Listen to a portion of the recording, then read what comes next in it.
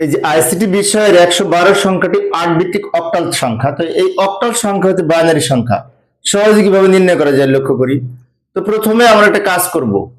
এই অক্টাল সমতুল্য 3 বিট করে বাইনারি মান লিখতে হবে, কারণ অক্টাল হচ্ছে 3 বিটের কোড।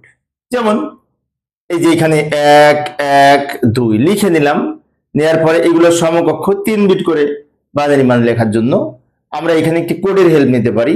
এই যে 1 1 এর দ্বিগুণ 2 2 এর দ্বিগুণ 4 421 বলে অনেকে। 421 এই কোড ধরে এগুলোর মান খুব সহজেই নির্ণয় করতে পারি।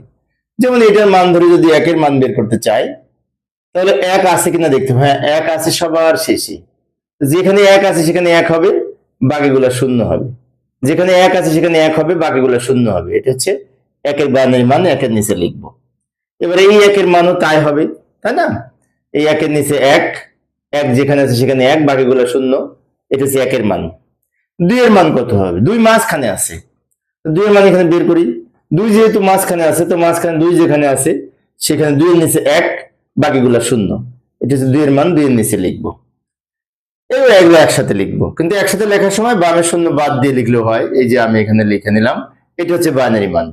এই টোটালটা একসাথে লিখে বেস 2 লিখবো, বাইনারি সংখ্যার বেস 2। তবে এখানে যে বামের শূন্যের কোনো দাম নেই, তাই বামের দুইটা শূন্য বাদ দিয়ে বাকিটা উত্তর হিসেবে লেখা যায়। এই বামের শূন্যের কোনো মূল্য নাই, বামের শূন্য বাদ দিয়ে এইটুকু উত্তর হিসেবে লেখা যায়।